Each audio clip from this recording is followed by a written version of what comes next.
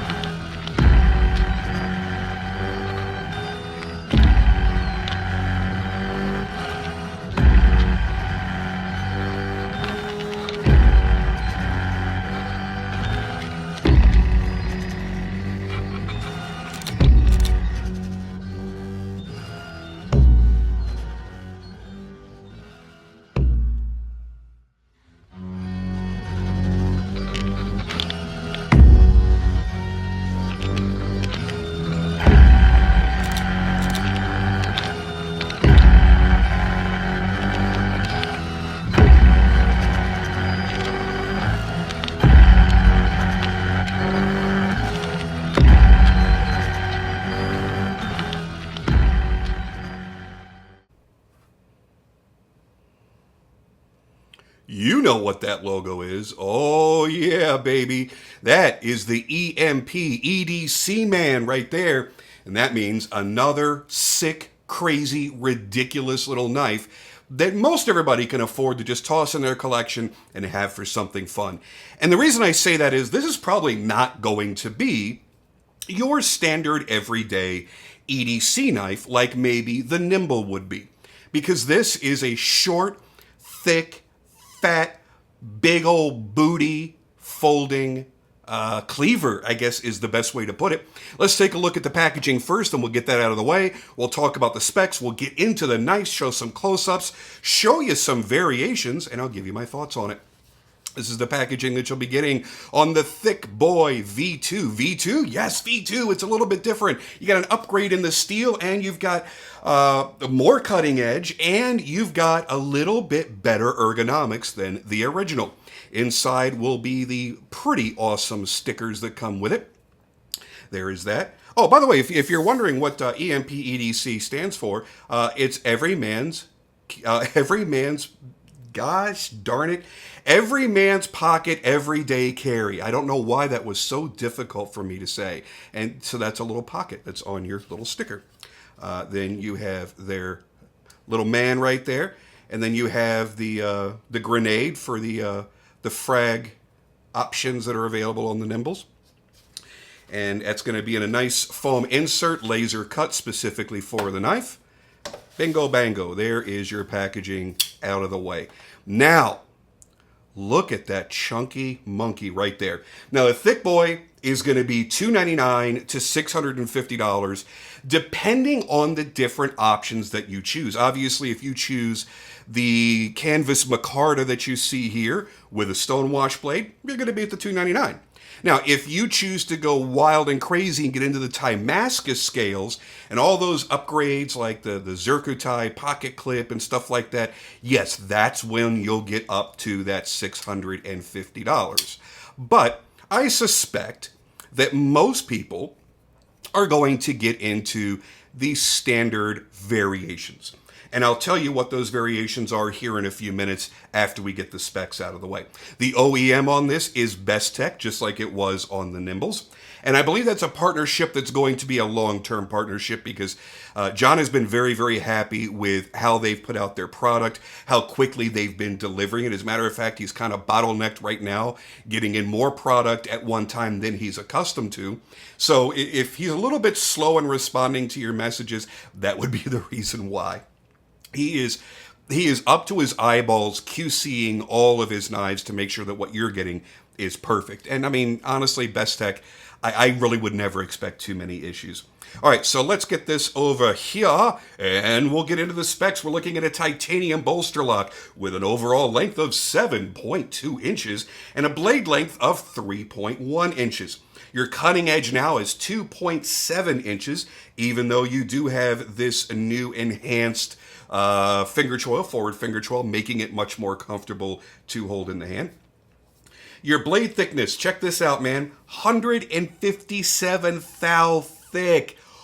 Ooh, for a short little guy like this, that's pretty thick. And you're about a 1/2 inch thick in the handles, so this is not a tiny little knife.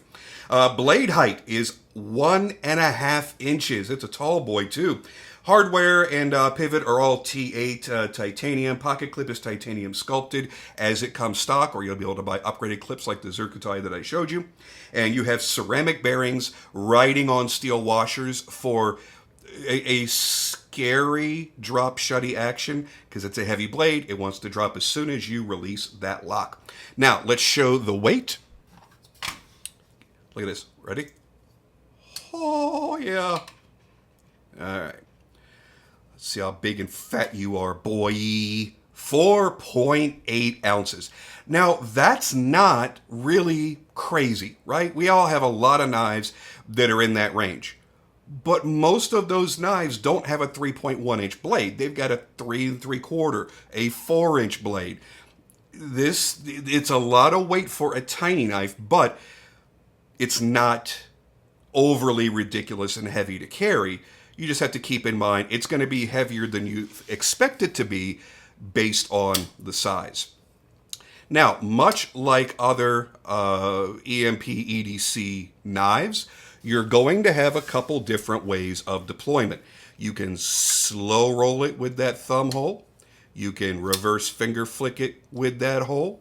You can thumb flick it with that hole. So many options with that hole. Now, here's the only downside to this knife, because I mentioned in the intro that it really wasn't a model for me, but I like it. It's just not made for me. With my hand size, just based on my hand size and my fingers, the hole is just too large. Giggity. It's an enormous hole. Giggity. my finger gets lost in that hole. Giggity. Look how much room there is in this cavernous hole. All right. So what happens is, as I'm going to deploy, let me just show you on my standard size nimble, because this is the knife that actually I never, ever, ever liked that whole reverse flicking thing until I got this knife. And that's my preferred method with this knife. Because of the size and shape of the hole, I have the exact amount of finger in the hole to do the flicking. With this one, I mean, if I pushed on it, my entire fingertip all the way to the base of my nail bed is in that finger hole. So I can't always hit it right where I want. Like right there, I was concentrating. I knew I just wanted to get that little edge, just like I do with this. I could push all the way in on this, and it's just that little edge. I have to concentrate to tell my finger to stop and not go all the way into the hole. Really what I want to do is I just want to play with the outside of the hole. Giggity. Because if I go all the way in the hole, that's where the trouble begins. We really, really need to get off this topic before I get myself in trouble. So for me, it's not 100% deployable by reverse finger flicking, so it's not a knife that I'm personally going to carry. However, I like how this feels. I like how massive that blade looks. It just looks mean and dominant. It looks like it's going to just cause chaos.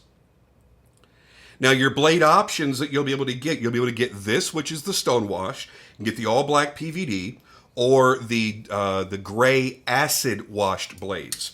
So you'll have that that dark acid stonewashed blade that's going to look really, really, really good. On the inlays, you'll be able to choose between black, olive, or natural micarta. So here is the black micarta. That's the natural micarta. Now, John also was kind enough to send me a couple of other things to show you what your other options would be. You'll be able to purchase, oh, that's kind of cool looking, isn't it? You'll be able to purchase these brass scales. Well, that's not all, folks. There's going to be a whole bunch, but he only sent 3 to me to kind of play with. Oh, you know what? That's the one I would do personally. I would do that blue G10. How cool is that? I really like blue G10, though, because it's such a bright, really, really cool color, and it looks really good against this matte, bead blasted, and then stone washed finish. I really like how that looks. So for me, I don't like canvas micarta. Never have. I really actually hate it. I don't like how it feels. I don't like how it looks. It looks like an old worn out pair of jeans. But I get that a lot of people do love it. You know, we all can't love the same things, right? But that blue would be it for me. How cool is that? All right, so that's that. Let me concentrate on where to put my finger, and it'll open right up. Again, let's take a look at that action. Once we get past the detent, all it wants to do is close. It is wonderfully smooth. It's scary fast how smooth that is. Another thing that a lot of people are going to like about this is all the jimping on this blade. When you're actually using it, choke up here, throw your thumb on the spine of the blade. Again, as I mentioned before, you're looking at 157 thousandths of an inch thick, so it's a nice stout blade. You've got a knife that would actually serve you well for cutting shit. You could sit down and cut stuff all day long. This might be the perfect pocket companion for you because it is short and compact, yet you've got this big stout blade that's just going to push its way through everything.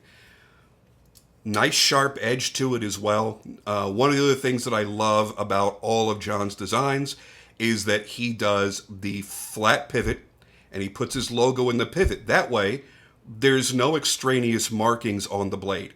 It's a completely sterile blade. No markings anywhere whatsoever except for right back here. Oh, that's upside down, isn't it? CPM 20CV. That is another change for the V2. So you're going to go from M390 to 20CV. Honestly, it's one blade steel substituted for the other. There's no real difference there, but a lot of people prefer 20 CV. Not really sure why. They both perform pretty much the same way. There is that enormous hole, and I love the way that they scallop into it. They just dish it out, so you can be grabbing it by the very edges here or right in the middle at the hole. And here, when you're choked up on it, nice and comfortable, you could pull back. Have you noticed something lately? People talking about knives lately, and they say, oh, you could choke up and you can choke back. There's no such thing as choking back. It's you're choking up. That's the alternate position to holding the knife. Here you're holding the knife. Here you're choking up because you're choking up on the blade. You're choking up to get more leverage for certain types of cutting. So anyway, so you could choke up on it, and that's how it's going to fit in your hand. I wear size large to extra large motorcycle gloves, and if you back down here to the standard hold, what I end up having to do is put my pinky right around the butt, just so that it's a little bit more comfortable. And I've got access to the jimping here, and when I'm choked up. Now my thumb will go off the jimping up here, but I'm still accessing it, and I'm still getting that no-slip grip, which is exactly what you need. As I mentioned, it is a bolster lock, so you've got this beautiful bolstered look with the insert scales, and that means basically what you've got is a frame lock where there is a scale on the opposite side. So unlike a standard frame lock where you have your presentation side, as we call it, and then on the back side, you don't get the same look. You just get that the look of the lock. That's it, period. So instead of that, you're going to have a scale on both sides. A lot of people really prefer that. Bolster locks are still my particular favorite style because I've got that beefy, super thick frame lock, but I've got the look of the front on the back. So while I've got this knife in my hand, let's give you some size comparisons. First, we'll put it up against the standard Nimble. So we have Thick Boy with your big old booty up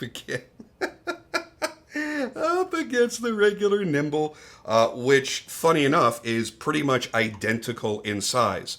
So again, that really shows you just how small this knife really is. Now, if we put it up against the Nimble X, which is the 3.5-inch Nimble, you see how much smaller it is than the Nimble X. There is a significant size difference there. So that is the EMP EDC family, variants of the Nimble and the Thick Boy. I'm very excited about some future models that are coming, but I'm not going to talk about that. Let's put it up against the the Brian Brown Knives Jaeger M. If you carry a Jaeger M and you love it, you're probably going to love this. It will be a bit more blade heavy than the Jaeger M. Let's see if it's any thicker, because I haven't put these side by side yet. It is very, very close with the Thick Boy being just, and I mean just a little bit thicker. Blade stock is definitely thicker, and it's not tapered toward the tip like this is with that swedge, so you're not reducing any weight. Let's take a look at the thickness of the tips. Oh man, that is a big blocky boy. That's got the aerodynamics of an apartment building. Holy shit. So yeah, there they are, kind of side by side to give you an idea. I know a lot of people own and love their Jaeger M's. I know that I do. So that gives you a good size comparison to something that you may already have in your collection. We'll put it up against the QSP Penguin, because it is another small little knife. And again, very, very similar in its overall length and very similar in its blade length as well. Not as much cutting edge because it's a different style of blade. And for those of you that think I don't like these big cleaver style knives, oh yes I do. I've had my DSK Tactical VX-P for a long, long time, a couple of years now. So to have that tall, beefy blade profile, I really, really do like it. So there it is. These are no longer made, by the way. So you see it is a significant difference in the overall length. And when we put these, let's see if we could put them pivot to pivot, yeah, that DSK is still significantly larger. About the same in the thickness of the blade stock. Actually, same thickness almost all the way around. It's just this is much, much more compact. And something else that a lot of people have been getting lately, the Factor from Winterblade. So if you own that and you enjoy carrying that, this is almost identical in its size.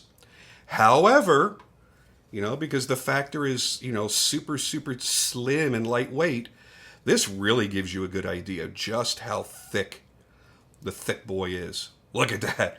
By the way, I was doing a little search because I was like, oh, it'd be kind of funny if I had a couple little images to pop in the video of a Thick Boy, you know, just kind of have fun with the name. I'm going to tell you right now, you really don't want to Google image search the term Thick Boy. Don't do it. You don't want to see what I've had to see in public, where I'm sure somebody was looking over my shoulder. Just don't do it.